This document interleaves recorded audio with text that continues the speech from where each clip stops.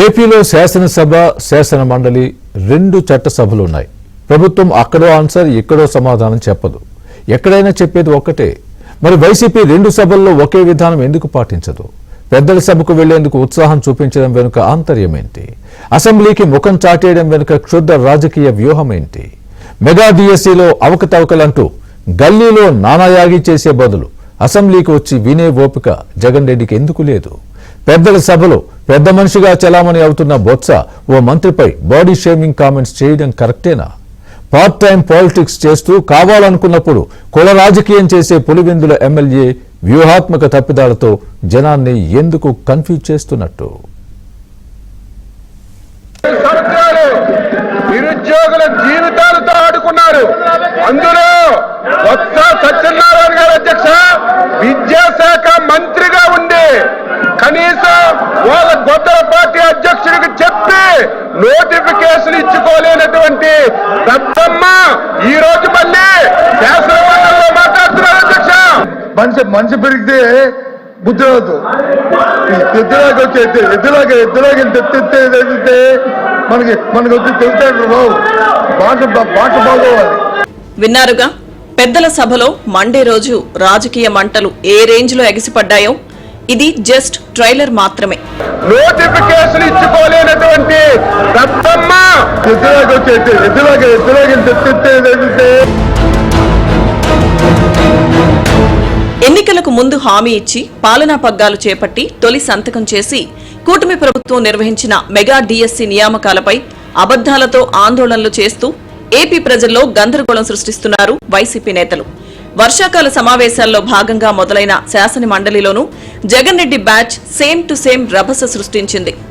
సోమవారం సభ ప్రారంభం కాగానే డిఎస్సీపై వైసీపీ ఎమ్మెల్సీలు ఇచ్చిన వాయిదా తీర్మానాన్ని తిరస్కరించారు మండలి చైర్మన్. ముందుగా ప్లాన్ చేసుకున్నట్లే ప్రభుత్వానికి వ్యతిరేకంగా నినదించారు వైసీపీ సభ్యులు. వారి ఆందోళనలు అలా కంటిన్యూ అవుతుండగానే ప్రశ్నోత్తరాలను ప్రారంభించారు మండలి చైర్మన్. రెండంటే రెండు ప్రశ్నలే జరిగాయి. సభా కార్యకలాపాలకు అంతరాయం కలగడంతో వైసీపీ సభ్యుల తీరుపై ఆగ్రహం వ్యక్తం చేశారు మంత్రులు నాదెండ్ల మనోహర్, అచ్చెన్నాయుడు. సభ ముందు సజావుగా జరగాలి కదా sir. Please bring the house into order sir. మీరు సభని ఆర్డర్లో తీసేయండి. ముందు దయచేసి మీరు ఆ విధంగా వారికి ఇన్స్ట్రక్షన్స్ ఇవ్వండి సార్. మీరు డిఎస్సీలో అక్రమాలు జరిగాయని, అవినీతి వ్యవహారాలపై తప్పనిసరిగా విచారణ జరపాలని డిమాండ్ చేశారు మండలిలో విపక్ష నేత బొత్స. అందరికీ న్యాయం జరగాలి, కానీ మనం జరిగిన డిఎస్సీ ఎక్కడ భారతదేశంలో లేని విధంగా, రాష్ట్రంలో లేని విధంగా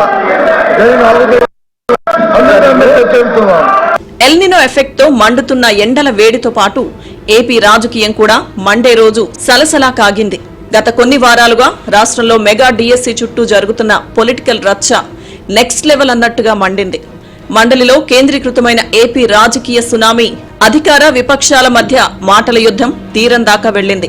మెగా డిఎస్సీ వేస్తామని, టీచర్ పోస్టులు భర్తీ చేస్తామని చెప్పి నిరుద్యోగ యువతను 5 ఏళ్ల పాలనలో జగన్ నిండా ముంచారని నిష్ఠూరాలాడారు మంత్రి అచ్చెన్న. మండలిలో మా ప్రతాపం చూపిస్తామని అధినేత జగన్ రెడ్డి వద్ద తొడలు కొట్టొచ్చి సభలో రభస సృష్టించడంతో అసలు వాస్తవాలు బహిర్గతం చేసి బొత్సపై పొలిటికల్ బౌన్సర్ వేశారు అచ్చెన్న. యువతను ఏ విధంగా నమ్మించి ద్రోహం చేశారో, ఇందులో బొత్స పాత్ర ఏంటో క్లారిటీగా విడమరిచి మరీ చెప్పారు మినిస్టర్. 2019 నుంచి 2024 వరకు నిరుద్యోగ యువతకి మెగా డిఎస్సీ ఇస్తామని చెప్పి, నోటిఫికేషన్ చేస్తామని చెప్పి 5 సంవత్సరాలు ఆస్తులు తాకట్టు పెట్టుకొని మొత్తం అప్పులు చేసి ట్రైనింగ్ చేసి ఎలక్షన్లో మాటిచ్చి మాట తప్పారు అధ్యక్ష. మాట తప్పారు. 5 సంవత్సరాలు నిరుద్యోగుల జీవితాలతో ఆడుకున్నారు. అందులో బొత్స సత్యనారాయణ గారు అధ్యక్ష విద్యాశాఖ మంత్రిగా ఉండి కనీసం వాళ్ళ గొప్ప పార్టీ అధ్యక్షుడికి చెప్పి నోటిఫికేషన్ ఇచ్చుకోలేనటువంటి దత్తమ్మ ఈ రోజు మళ్ళీ శాసనమండలిలో మాట్లాడుతున్నారు అధ్యక్ష. మంత్రి వాస్తవాలు మాట్లాడేసరికి బొత్సకు అండగా నిలిచారు వైసీపీ సభ్యులు.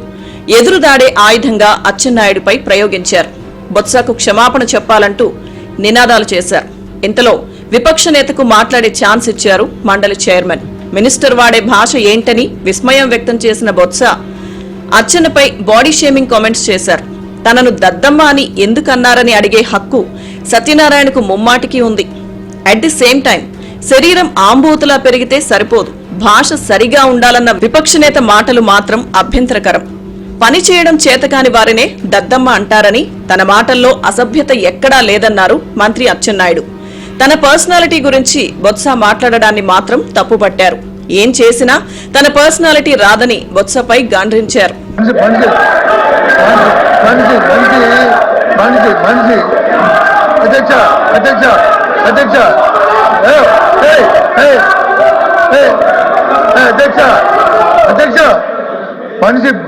మనిషి పెరిగితే బుద్ధి రాదు. ఎద్దులాగా వచ్చి ఎద్దులాగా తెస్తే మనకి వచ్చి తెలుస్తాడు బాబు. బాట బాగోవాలి. ఎవరు దత్తమ్మో, ఎవడు అమ్మోతులు ఉన్నాడు, ఎవడు ఉన్నాడు, ఎవడు పరిపాలన చేస్తాడు, ఏ రైతులు వచ్చి ఎరువులు లేక వస్తున్నారు, ఏ రైతులు ఇబ్బంది పడతారు రాష్ట్రంలో, ఈ దద్దమ్మ వచ్చి తెలుస్తుంది.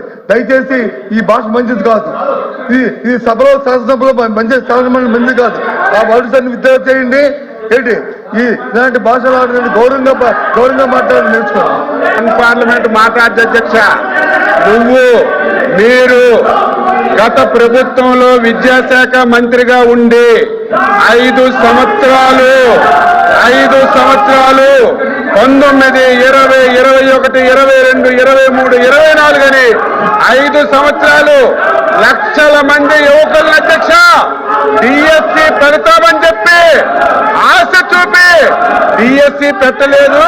ఆ రోజు విద్యాశాఖ మంత్రిగా ఉండి మీ గొడ్డల పార్టీ అధ్యక్షుడిని కనీసం చెప్పలేని వ్యక్తిని ఏమనాలి మీరే చెప్పండి అధ్యక్ష. దద్దమ్మ అనేది అన్పార్లమెంట్ అయితే చెప్పండి అధ్యక్ష. దద్దమ్మ అనేది అన్పార్లమెంట్ అయితే చెప్పండి, క్షమాపణ చెప్తాను, నాకేం అభ్యంతరం లేదు. పర్సనాలిటీ గురించి మాట్లాడుతున్నావు, నా పర్సనాలిటీ గురించి మాట్లాడుతున్నావు. నువ్వు సచ్చినా కాలు కిందకు పెట్టి తలపైకి పెట్టినా నా పర్సనాలిటీ నీకు రాదు. సత్యనారాయణ, నా పర్సనాలిటీ నీకు రాదు. భోజన విరామం తరువాత కూడా వైసీపీ సభ్యులు ఓవర్ యాక్షన్ చేస్తూనే ఉన్నారు. ఇదే టైంలో విద్యుత్ చట్ట సవరణ బిల్లును ప్రవేశపెట్టేందుకు మంత్రి గొట్టిపాటికి అనుమతించారు మండలి చైర్మన్. ఆ బిల్లు సభ ఆమోదం పొందగానే మండలిని వాయిదా వేశారు మోషన్ రాజు.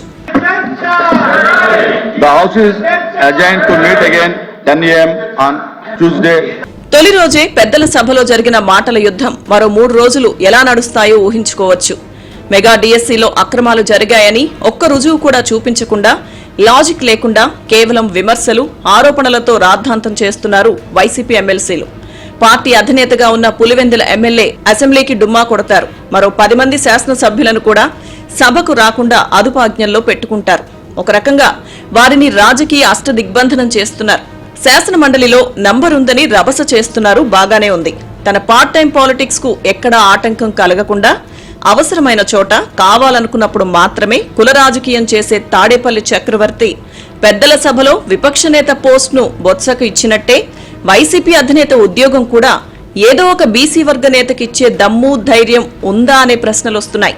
చట్టం ఉల్లంఘించి ఘోరమైన తప్పులు చేసిన వైసీపీ నేతలను కులం పేరుతో వెనకేసుకొచ్చే జగన్ రెడ్డి అసెంబ్లీ సమావేశాల విషయానికి వచ్చేసరికి నాలుక మడత పెట్టేస్తారు. వ్యూహాత్మక తప్పిదాలతో జనాన్ని కన్ఫ్యూజ్ చేస్తారు. డిఎస్సీ విషయంలో ఏం జరగలేదని చట్టసభల సాక్షిగా మంత్రులు, పరిపాలనా పరంగా అధికార యంత్రాంగం, పరీక్షలు రాసిన ఆశావహులు, చివరకు ఉద్యోగార్థులు కంప్లైంట్ చేయకుండా రాజకీయ నాయకులుగా మీరు కోర్టులను ఆశ్రయించడం ఏంటని వైసీపీ లీడర్లకు న్యాయస్థానాలు మొట్టికాయలు వేసి గడ్డి పెట్టినా వారికి బుద్ధి జ్ఞానం రావడం లేదు. మరి నీలి పార్టీ నేతలకు కనువిప్పు కలిగేది ఎలా అంటే ఆన్సర్ చెప్పాల్సింది కాలమే.